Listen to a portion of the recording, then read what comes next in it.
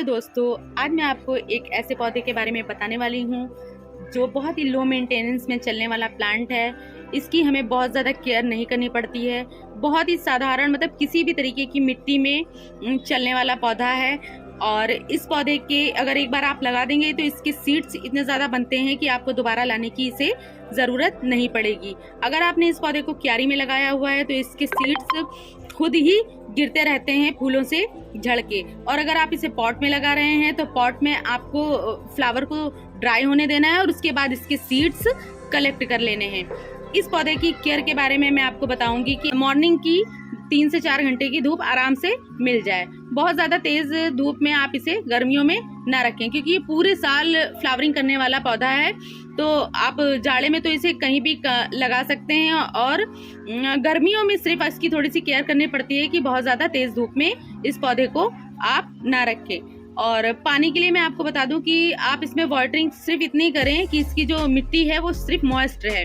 बहुत ज़्यादा पानी नहीं डालना है। अगर बहुत ज़्यादा पानी पड़ेगा तो इसकी रूट्स जो हैं डैमेज हो जाती है। मतलब इस पौधे को अगर आप 2 घंटे की धूप भी देंगे तो ये पौधा बहुत अच्छे से फ्लावरिंग करेगा, क्योंकि अगर जिनके घर में धूप नहीं आती है तो वो भी इस पौधे को लगा सकते हैं और इसके खूबसूरत फ्लावर्स को इस तरह से खिलते हुए देख सकते हैं। ये देखिए एक डार्क शेड है, ये भी होता है। तो इस तरीके से अगर आप इन्हें बराबर पॉट्स में लगा देंगे और ये फ्लावरिंग करेंगे तो ये देखने में बेहद ही खूबसूरत लगते हैं। मैं लाई हूँ और इन्हें लगाने ही जा रही थी तो मैंने सोचा कि आपको इस पौधे के बारे में बताऊं कि ये पॉट का साइज मैं आपको बताना चाहूँगी कि अगर आप बड़े पॉट में लगाएंगे तो ये बहुत अच्छी ग्रोथ करता है, बहुत ज़्यादा बुशी हो जाता है। क्योंकि ये जो फ्लावर्स होते हैं जब यहाँ से तोड़ देंगे तो यहाँ पर से नए शूट्स निकलेंगे और ये पौधा आपका बहुत अच्छा बुशी होता जाएगा। 4 इंच का पॉट है, उसमें भी आप लगा सकते हैं। बड़े पॉट में लगाना चाहें तो ये और ज़्यादा बड़ा और बुशी हो जाएगा, क्योंकि इसकी हाइट भी थोड़ी अच्छी जाती है। तो जितनी अच्छी जगह पर आप इसे लगाएंगी उतना ज़्यादा फैलता जाएगा। क्यारी में तो ये बेहद खूबसूरत दिखता है, क्योंकि अगर आप क्यारी में थोड़ी थोड़ी जगह पर डिफरेंट कलर्स के लगा देंगे तो ये पूरी क्यारी को कवर कर लेगा। तो दोस्तों चलिए देखते हैं। मैंने गार्डन साफ किया है, बहुत सारी पत्तियां वेस्ट निकली हैं। तो अब हम देखते हैं कि इतने बड़े समझ लीजिए कंटेनर है एक, मैं इतना बड़ा पॉट या कंटेनर जो भी समझ लीजिए, क्योंकि पॉट की तरीके मैंने बनाया हुआ है, इसी में ही मैं लगाने जा रही हूँ। तो इसे देखते हैं क्योंकि ये ज़्यादा बड़ा है और मैं चाहती हूँ कि इसका वज़न कम रहे, तो उसके लिए मैं क्या करने वाली हूँ।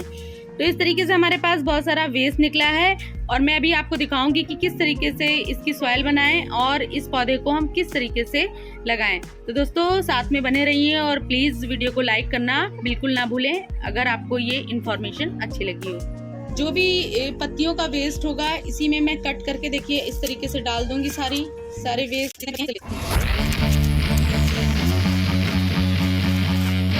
तो देखिए दोस्तों मैंने इसमें सारा वेस्ट भर दिया है पत्तियों का।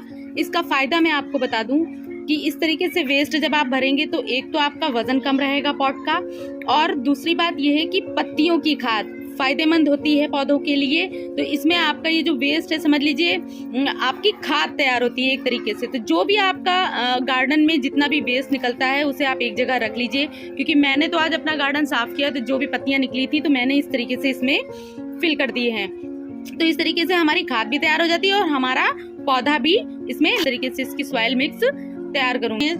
खाली सॉइल में भी ये पौधा चल जाता है, मैं आपको बताना चाहूंगी, लेकिन अगर आप गोबर की खाद मिला देंगे तो ये फ्लावरिंग बहुत ज़्यादा अच्छी करेगा। लेकिन मैं जो सॉइल तैयार कर रही हूँ उसमें मैं वर्मी कंपोस्ट मिलाऊंगी। तो मैं इसमें वर्मी कंपोस्ट मिलाऊंगी और इससे भी अगर आप जितनी अच्छी आप सॉइल तैयार करेंगे पौधा उतना ही अच्छा आपका ग्रो होगा।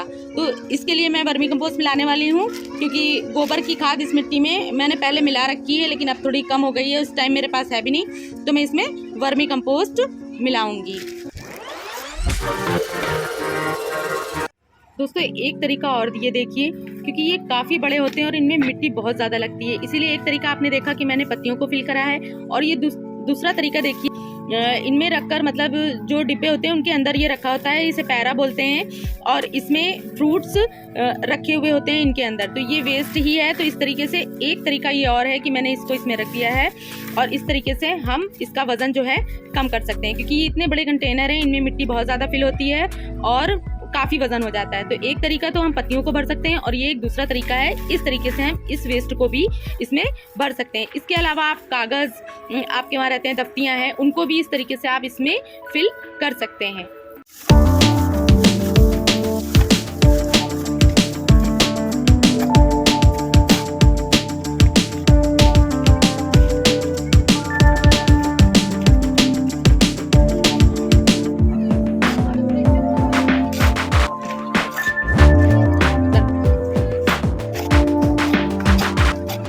दोस्तों इस तरीके से हमने मिट्टी फिल कर दी है और ये मिट्टी धीरे धीरे नीचे दबती जाएगी और उस जो पैरा हमने इसके नीचे बिछाया हुआ है उससे क्या होगा कि इसकी मिट्टी मॉइस्ट रहेगी और कोई इसका साइड इफेक्ट नहीं होता है। इसके बाद आप इसमें जब ये मिट्टी नीचे धंसती जाए तो आप इसमें क्या कर सकते हैं, कंपोस्ट डाल सकते हैं, खाद डाल सकते हैं, तो इसका लेवल बराबर रहेगा। क्या है कि हम अपनी पत्तियों को और जो भी वेस्ट है उस तरीके से फिल करके हम अपने पॉट्स को तैयार कर सकते हैं। वजन बिल्कुल कम रहेगा और आपका पौधा बहुत अच्छे से ग्रोथ करेगा।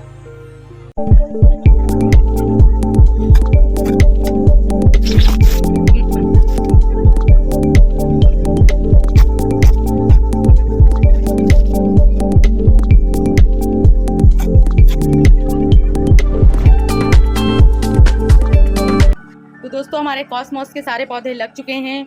दोस्तों इन 3 तरीकों से आप पॉट को बेहद हल्का बना सकते हैं, बिल्कुल लाइट वेट, और इस तरीके से वजन भी कम रहेगा और आपका पौधा भी अच्छे से ग्रो करेगा। तो एक वीडियो में मैंने आपको दी है 2 जानकारी। तो इस तरीके से आप इस कॉस्मोस के खूबसूरत पौधे को लगा सकते हैं। पूरे साल फ्लावरिंग करने वाला ये बहुत ही खूबसूरत प्लांट है। तो इसे इस तरह की ही बेहतर जानकारी के लिए आप प्लीज़ मेरे चैनल को लाइक करें, सब्सक्राइब करें और शेयर करें। Okay, bye friends, see you in the next video.